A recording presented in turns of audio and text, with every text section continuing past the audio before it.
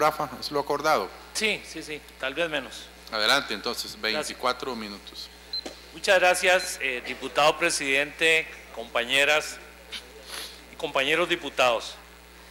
Escuchamos y estudiamos con toda consideración y objetividad el informe del señor presidente sobre sus primeros 100 días de gobierno.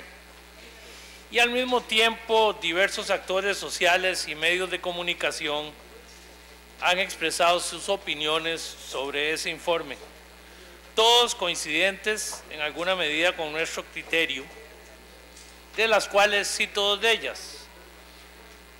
Uno sobre el discurso, decía el periódico La Nación, tuvo más de inventario de irregularidades que de propuestas, salvo enunciados muy generales. De hecho, tomé el tiempo ese día en el teatro y de la hora que habló el señor presidente, 35 minutos fue dedicado a ese aspecto. No por ello hay que desmerecerlo. Decía también el semanario financiero de que al presidente le faltó demostrar comprensión en temas impostergables y fundamentales para el desarrollo económico y social del país en el mediano plazo. En todo caso, para nosotros resulta necesario hacer algunas reflexiones sobre esos temas. En primera instancia, sobre el tema de la corrupción. Hay que recordarle al señor presidente y recordarle al país, a las señoras y señores diputados, que durante los 4 últimos años, los diputados de la fracción parlamentaria del Partido Unidad Social Cristiana fueron un baluarte en la lucha contra la corrupción. Presentaron más de un centenar de graves denuncias sobre corrupción y clientelismo político ante este plenario legislativo, ante comisiones parlamentarias, el Ministerio Público, la Procuraduría de la Ética y la Contraloría General de la República, e inclusive ante la misma Presidencia de la República, por hechos sucedidos durante los últimos 8 años. Cabe destacar aquí una frase que me recordaba aquí mi compañero don Gerardo Vargas, que dijo el señor presidente, que durante las últimas décadas se había gobernado aquí con mucha irresponsabilidad. Bueno, yo quiero decirle que si bien es cierto, se pueden y se han cometido actos de corrupción, en su gran mayoría las personas que han estado trabajando por este país lo han hecho con esmero y dedicación. Yo diría que, por citar unos casos, el mismo don Luis Guillermo, entiendo que fue un excelente funcionario de la Cancillería de la República, no creo que fue ningún irresponsable, ni don Elio Fallas cuando ocupó el cargo de ministro de Hacienda, doña Nelena Chacón, la otra vicepresidenta cuando fue viceministra de Seguridad Pública, creo que lo hicieron con mucha responsabilidad, o como don Celso Gamboa, que en el gobierno anterior estuvo desempeñándose, creo que como viceministro de Seguridad Pública, o el señor Manuel González cuando fue ministro de Comercio Exterior, don Víctor Morales, que también fue ministro de Trabajo, o la misma doña María del Rocío Sáenz. Entonces, con todo respeto, me parece que generalizar de esa manera cuando ha habido excelentes funcionarios que han actuado con mucha responsabilidad, como incluso los que tiene en su gabinete el señor presidente Solís, pues es importante que al pueblo de Costa Rica no le quede esa duda de estos funcionarios ni de los otros funcionarios de gobierno del Partido Liberación Nacional y del Partido Unidad Social Cristiana. Ahora bien, hay que recordar cosas que ocurrieron y fueron denunciadas. Desafortunadamente muchas de ellas no han seguido el curso que deberían seguir a nivel del Ministerio Público. Es increíble lo que ocurrió con 4.300 millones de colones que se usaron en comedores escolares para financiar actividades político-electorales del Partido Liberación Nacional en la campaña política del 2010. O lo que pasó con la trocha, donde se perdió la bicoca de 25.000 millones de colones, o la quiebra técnica de Raxa. donde se perdieron más de 50.000 millones de colones, solo para citar tres casos entre decenas y decenas.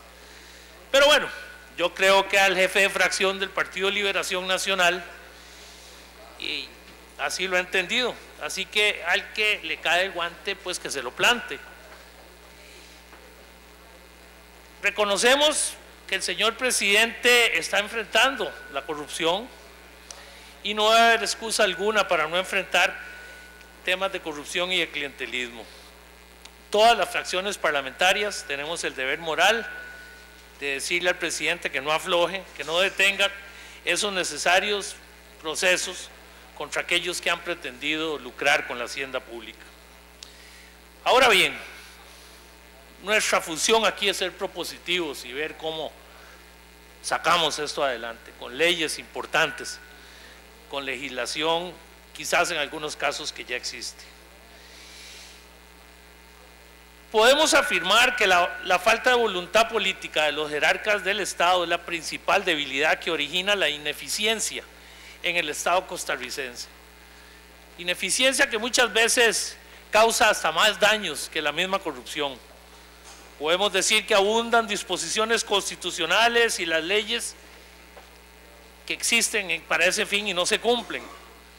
Podemos afirmar que la deficiencia, el desorden organizacional y funcional del Estado probablemente es un caldo de cultivo para la corrupción. Podemos decir que la inefectividad del gran sistema contralor nacional se origina por una parte en debilidades de gestión y control de los jerarcas del Estado y por otra parte en la falta de voluntad política de esos mismos jerarcas para cumplir las disposiciones legales actuales. Ahora, decimos los abogados que cuando las leyes que existen no se aplican, es muy probable que debemos analizar si se deben reformar o se deben de cambiar, porque si están ahí, don Gonzalo, usted como distinguido abogado, pues sabrá que si no se aplican algo tiene que estar mal, aparte de la voluntad, puede ser que no están hechas de la manera que deben estar promulgadas y tenemos nosotros la obligación, y en eso le queremos decir al señor presidente de la República que estaremos dispuestos a dar y a colaborar y a dar nuestros votos, nuestros aportes para que eso se dé.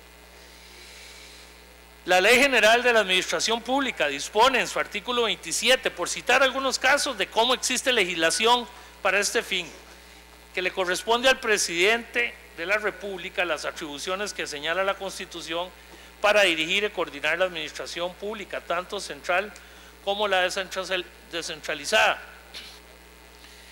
Pero ¿por qué no se hizo esto durante los últimos 8 años? ¿Por qué no hubo capacidad de gestión y control y no hubo voluntad política? Yo quiero decirles que en la administración del presidente Rodríguez Echeverría, del 98 al 2012, aprobaron 2 leyes muy importantes. Una, la reforma al artículo 11 de la Constitución Política, un segundo párrafo, que dice en nuestra Constitución actual que la administración pública en un sentido amplio estará sometida a un procedimiento de evaluación de resultados y de rendición de cuentas, con la consecuente responsabilidad personal para los funcionarios en el cumplimiento de sus deberes. La ley señalará los medios para que este control de resultados y rendición de cuentas opere como un sistema que cubra todas las instituciones públicas. En ese sentido se promulgó la ley 8131, que es una ley que nos da muchísimos recursos para velar casualmente para que se cumpla este mandato constitucional. Se establecen incluso en su artículo 108 criterios de valoración de anomalías de toda clase en la administración pública y en el artículo 110 los hechos generadores de la responsabilidad administrativa. Podemos decir entonces que los resultados posteriores a la entrada en vigencia de estas leyes durante los últimos 2 gobiernos han sido, y digo esto sin ningún afán de maltratar a nadie, pero catastróficos, según lo indica la propia Contraloría General de la República. En el año 2012, don Humberto Vargas, estábamos hablando de eso usted hoy, don Gerardo Vargas, se habían excluido el 49% de las identidades públicas de esta ley, promulgada en un gobierno social cristiano. En términos presupuestarios, excluyendo el servicio de la deuda y la factura petrolera, más del 52% de la mitad de los recursos presupuestarios del sector público han sido excluidos total o parcialmente de la aplicación de esta ley. Entonces, ha sido inefectiva esta ley porque las jerarquías estatales no abrieron los procesos a aquellos que incurrieron en anomalías e incumplimientos. A veces se dice que aquí lo que tenemos es exceso de leyes, pero que no las aplicamos. Esto es un excelente ejemplo. En la administración social cristiana del presidente Abel Pacheco, del 2002 al 2006, se aprobaron dos importantes leyes: la Ley contra el Enriquecimiento Ilícito y la Corrupción y la Ley General del Control Interno. Entre otras cosas, la Ley de Control Interno establece los deberes del jerarca y de los titulares subordinados en el sistema de control interno. Por ejemplo, el velar por el adecuado desarrollo de la actividad, tomar las medidas correctivas ante cualquier evidencia de desviaciones o irregularidades. Pero aquí se habla de impunidad. Se habla de impunidad, pero muchas veces sabiendo de que se están dando estas cosas, existiendo la legislación y probablemente antepasados nuestros aquí en la Asamblea Legislativa que han promulgado estas leyes no se aplican. Leyes, repito, hechas en un gobierno social cristiano, por aquello de cualquier alusión de que no se hizo nada y que fuimos muy irresponsables, cosa que no podemos aceptar de ninguna manera.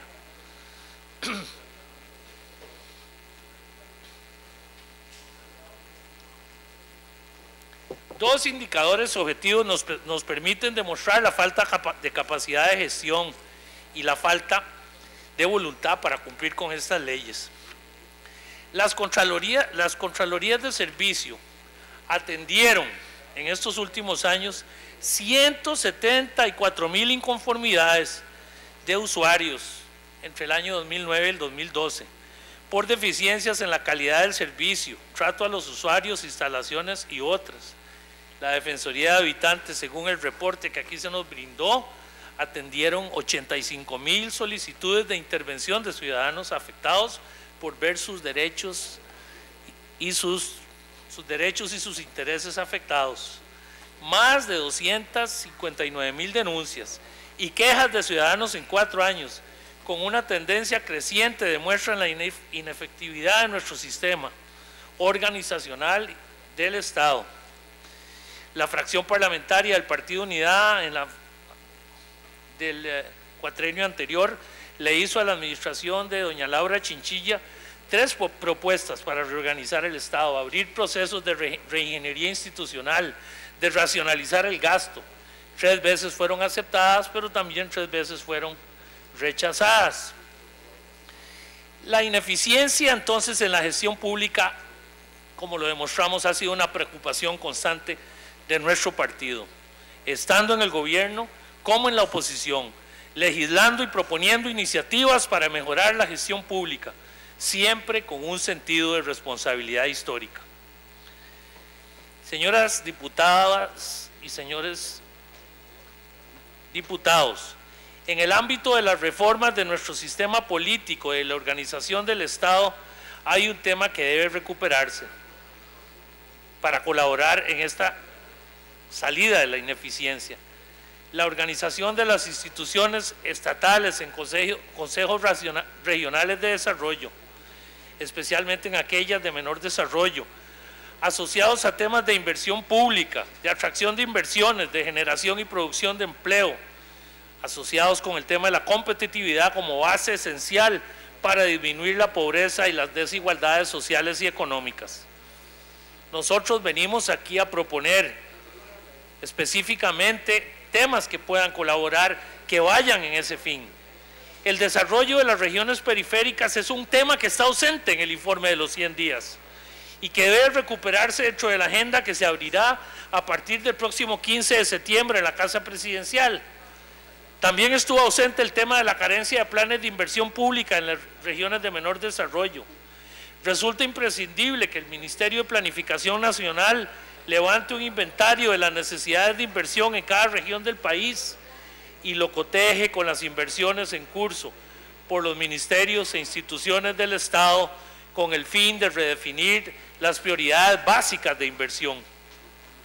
Al mismo tiempo, resulta de la mayor importancia establecer un programa de generación de producción y empleo en esas regiones de menor desarrollo, que considere programas de inversiones públicas y de atracción de inversiones extranjeras, fomentando alianzas entre el sector público y el sector privado con la participación de los gobiernos locales. Apoyamos en el tema de política fiscal todo esfuerzo para procurar orden y racionalidad en el gasto público. Es nuestro criterio que la propuesta para disminuir el déficit fiscal es conservadora y al menos debe tener en consideraciones algunos grandes temas que están ausentes del discurso del señor presidente, lo cual reduce las posibilidades de éxito y los buenos propósitos que puede tener el gobierno de la República. En primer lugar, es necesario consolidar el gasto público estatal, lo cual permite tener una visión más certera y precisa del mismo. Dos ejemplos entre muchos de economías que se pueden lograr. Oigan ustedes, solo para el pago de horas extra en este presupuesto fueron presupuestadas 140.000 millones para el año 2014, sin contar presupuestos extraordinarios. Basta una directriz presidencial respetando las áreas de salud, educación y seguridad pública y puede lograrse una economía cercana a los 100.000 millones de colones, que no es una cifra para programar ni siquiera una fiesta o un jolgorio. Exceptuando la subpartida de servicios generales, en las partidas por servicios de gestión y apoyo, denominados pagos por consultorías, están presupuestadas 279.000 millones para este año. Los temas relativos a buscar una mejor racionalidad en el gasto, tales como la revisión de los superávits libres y específicos, las utilidades de las empresas, sumas libres sin asignación presupuestaria, la revisión de la deuda política y su tenencia por entes estatales, son temas vitales a considerar en todo el Estado que no lo vimos en esta propuesta. Resulta imprescindible asociar el tema de la resolución fiscal a tres temas esenciales: la reorganización del Estado, priorizando los sectores productivos, gestar procesos de reingeniería en cada ente estatal y un nuevo sistema de evaluación. Por último, se requieren nuevas formas de racionalidad en el gasto público ordinario, revertir procesos de alquiler de edificios por la compra de ellos, centralizar el proceso de capacitación, gestar compras de equipos y programas de tecnología de comunicación, entre otros casos relevantes. Nuestra propuesta para mejorar nuestro sistema institucional. Nuestra fracción parlamentaria, con un espíritu constructivo, con un concepto central de oposición responsable, propuso el 21 de julio pasado la creación de una comisión especial de reformas al sistema político, constitucional, legislativo y electoral del Estado, donde está nuestro compañero licenciado Gerardo Vargas Rojas, que entre otros fines persigue los siguientes. Dicho sea de paso, este tema tampoco fue abordado. Proponer mejoras en la organización y funcionamiento de los poderes, impulsar una gerencia pública enfocada en resultados y el rumbo que debe seguir el sector público, procurar el mejoramiento del funcionamiento de las instituciones públicas del Estado. En el marco de las complejidades del escenario político actual, la fracción parlamentaria del Partido Unidad Social Cristiana ha dado muestras una vez más, como lo ha hecho a lo largo de la historia, de mantener un concepto de oposición responsable, colocando en primer lugar los intereses del país. Propusimos el 20 de agosto al Gobierno de la República abrir un proceso de concertación. El Comité Ejecutivo del PUSC y la fracción hicimos un llamado a la concertación y presentamos una agenda basada en 4 grandes temas nacionales en materia social, económica, política y energética ambiental, que pretende marcar el rumbo y recuperar el camino costarricense.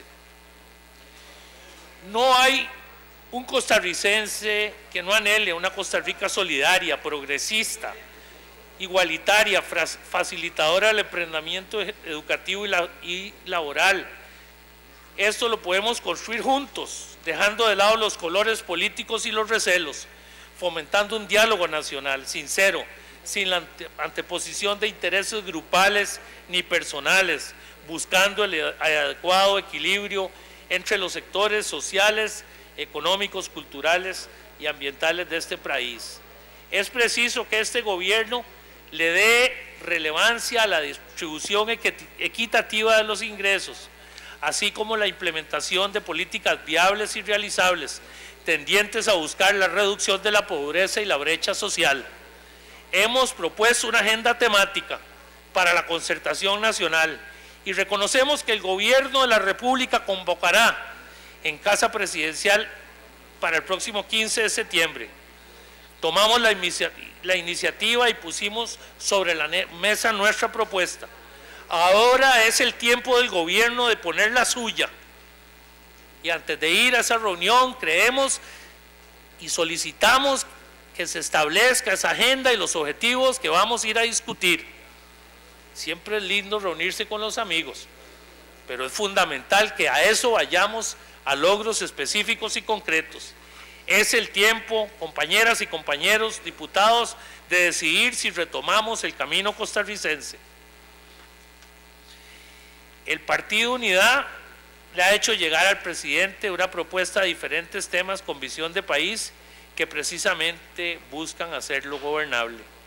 Una propuesta que busque el bienestar de todos. Se trata de una agenda entonces para estos grandes temas. No es una agenda cerrada, pero sí una guía para la discusión y la concertación que el país necesita.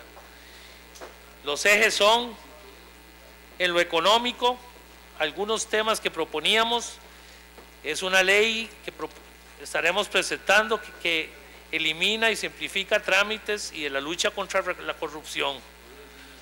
En los temas fiscales, en infraestructura y sobre el sector agropecuario, muchos de ellos que no fueron abordados. En el eje social, nuestra propuesta contempla una reforma laboral y el fomento del empleo juvenil y del adulto mayor, fomento de la igualdad social y límites a los abusos en remuneraciones, proyecto que presentamos, seguridad social, lucha contra el precarismo y fomento de la propiedad, reforma educativa, autonomía y colegios temáticos, fortalecimiento de la Caja Costarricense del Seguro Social, derechos de los asegurados, eliminar listas de espera y plantear los médicos de barrio, replantear la industria turística. En las reformas políticas proponemos la organización territorial, provincial, regional, una mayor autonomía municipal, contratos de gestión, reformas a la administración pública, reformas constitucionales también de nuestro sistema político democrático y reformas al reglamento legislativo. Por último, en el eje energético ambiental, permitir el desarrollo turístico y económico, clarificando las regulaciones ambientales y garantizar su cumplimiento sin ambigüedades. Hemos propuesto entonces esta agenda temática para la concertación nacional y reconocemos que el gobierno nos ha convocado para ese fin. De tal manera, compañeras y compañeros diputados, que aquí nosotros, nuestra fracción, nuestro partido, los compañeros y la compañera diputada que han estado y presentarán en estos días proyectos de ley e iremos a esta concertación a dar nuestro aporte para que este país establezca y defina su rumbo.